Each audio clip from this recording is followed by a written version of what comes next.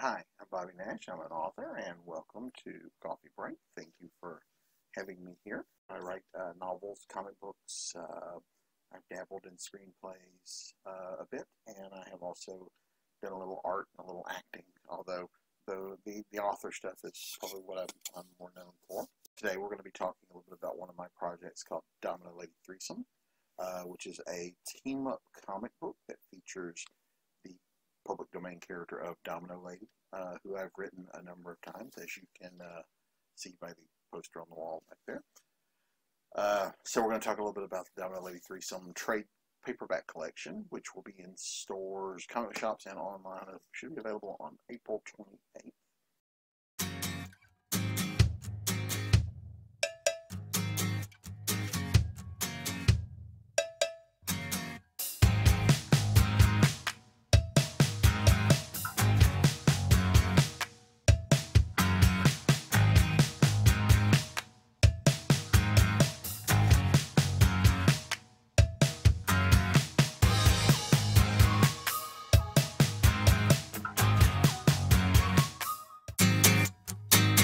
A little background on Domino Lady first. Domino Lady was considered part of the spicy pulps of the 30s, so there was a lot of innuendo because sex was a part of the stories. But the way they wrote them, they used innuendo a lot, and so the titles of things tend to be very innuendo-y, if that's a right word. The poster on the wall was from a book called Domino Lady Sex as a Weapon.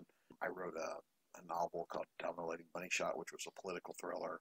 So Domino Lady Threesome is a team-up book with, an innuendo-style title.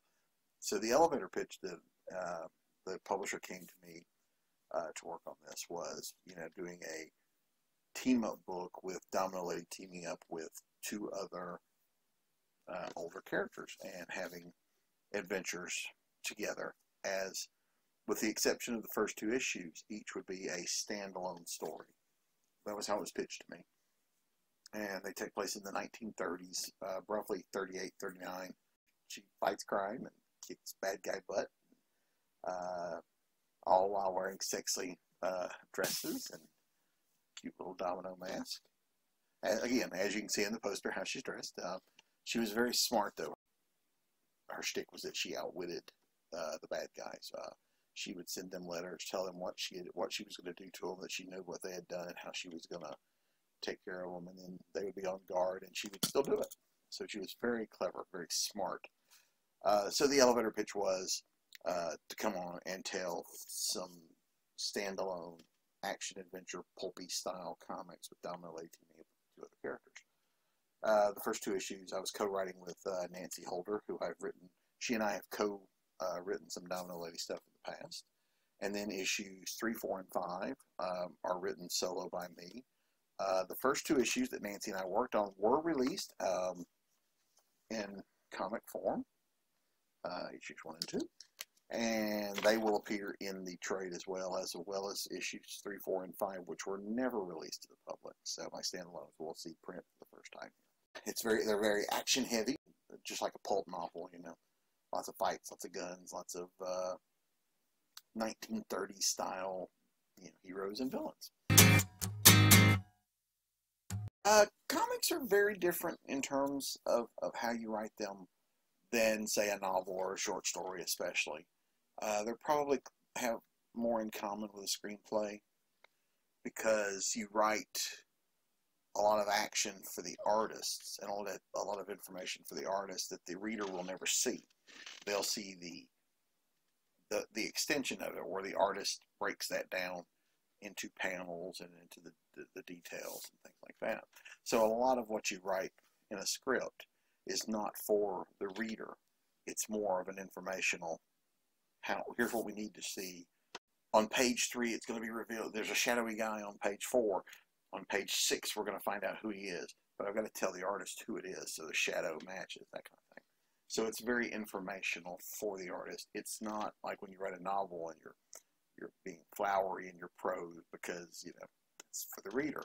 A lot of what I do is just, here's the information, and then the artist takes it, creates the pages from my descriptions and my information, and then I go back and we do, I usually do the script up front too, but we go back and tweak it, because sometimes the artist will do things with a panel that, it's redundant to have characters say things because the artist conveys it in the art, and so we can take those out, or vice versa. Sometimes there's something that's not there.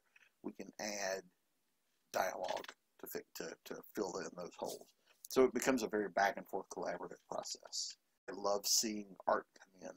Art is always fantastic. It's always amazing because it's never what I see in my head when I pitch it or when I write it, and so it's always exciting. And so I love the collaboration of working on comics. It's a lot of fun. The Domino Lady. The Domino Lady was created in 1936. She was a pulp character who appeared in the pulp magazines of the day. She appeared in 6 stories, written by Lars Anderson, who was a house name. So Lars Anderson was just the company would have house names that, maybe each story could have been written by a different author. So there could be 6 different people that wrote those, but we don't know. They were all quite good. I've read them. She was the cover character twice. The rest of the time she was just inside. She was part of what they considered the spicy pulps of the 30s, which meant that because sex was involved, and even though they didn't show it and it wasn't gratuitous, because they talked about it, they were quote unquote adult titles. They were spicy pulps. They're pretty tame by today's standards, but back in the day, these were not the things you would have found front and center on the newsstand. They were up higher or in the back, where you had to ask for them.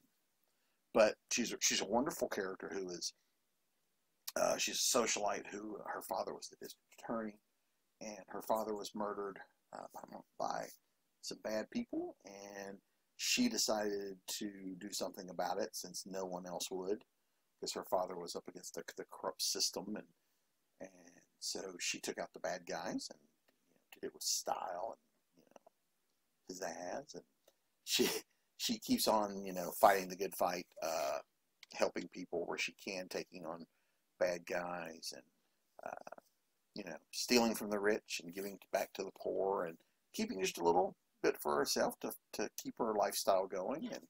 And yeah, she's a very fun character. She's a very serious character, but she has learned how to use perceptions of her, because she is a socialite. People don't think that she's got a lot going on upstairs.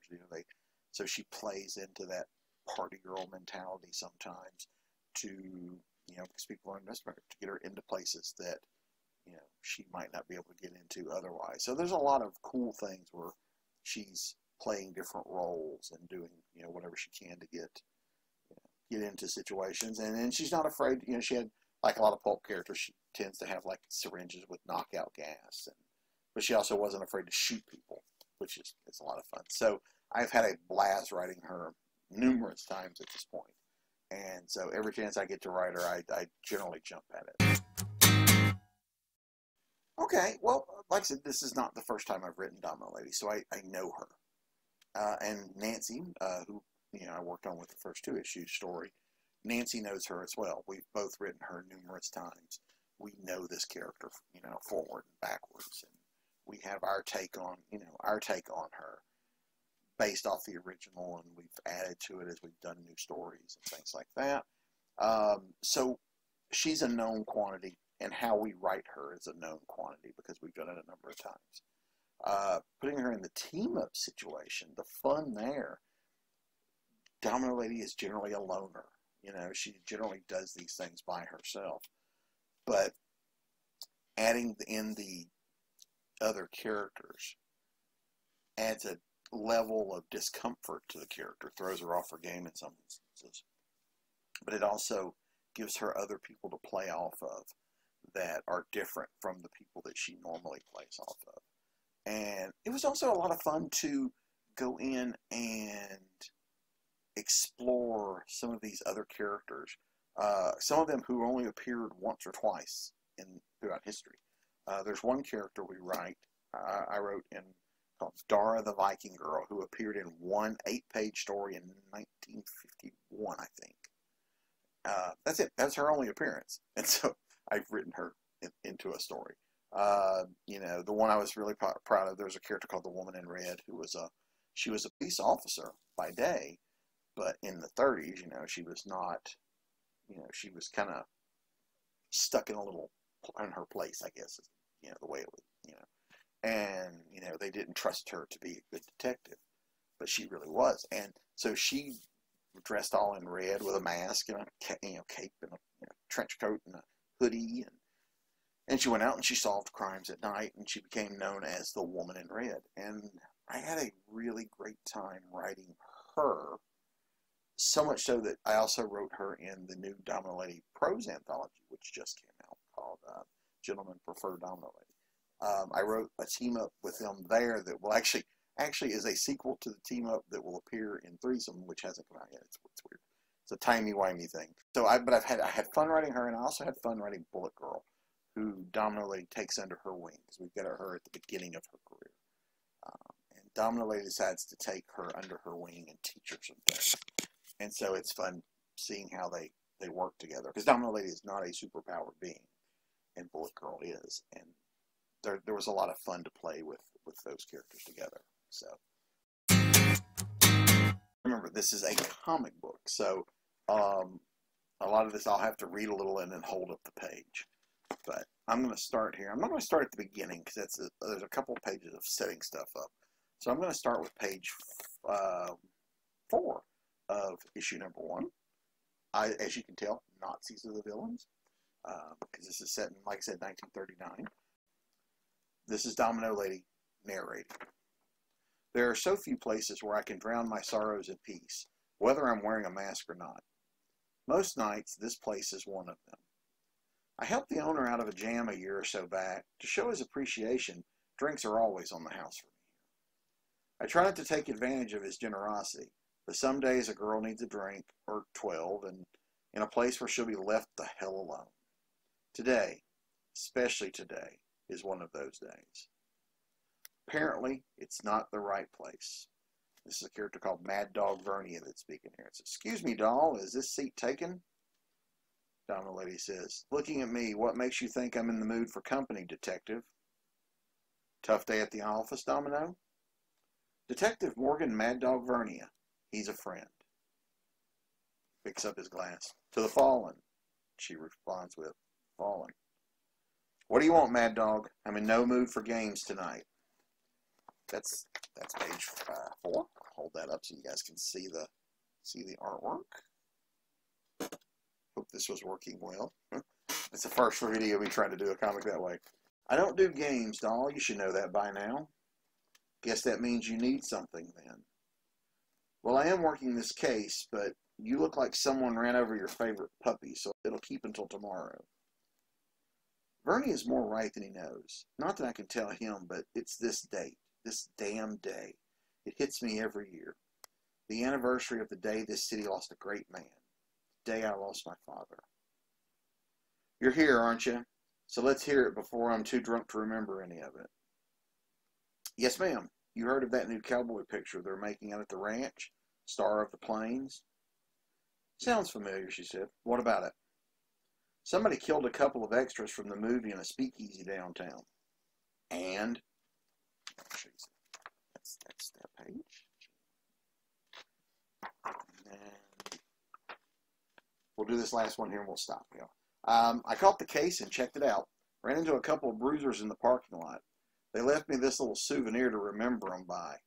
One of them even told me to leave your silver bullets at home, Kimosabe. If this can wait until tomorrow night, I might have a way to get us around on the set without running into your new friends again, she said. "And just how the hell are you going to pull that off, doll?" "Oh, come now, detective. Who can say no to little old me?" "Best offer I've had all day. Got places I need to be. I'll walk you out," she says. And that's that page there. But that's 3 pages from that. So as you can tell, comic writing is a little more dialogue heavy and focused on the dialogue when you're writing. Most of the stuff that we wrote for the artist, doesn't come through in the actual book, except through the art. The artist adapts what we do. So that's a little bit from Domino Lady Threesome. It's published by Moonstone Books.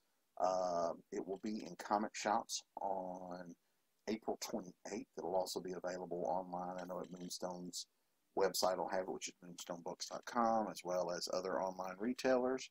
And I hope you'll check it out. Again, I'm Bobby Nash. I'm the writer of Domino Lady Threesome. It's also co-written, the first issues were co-written by Nancy Holder. We have several artists who worked on it, some fantastic creators, and I hope you'll check it out. As always, you can follow me at bobbynash.com, and we'll see you in the comic shop.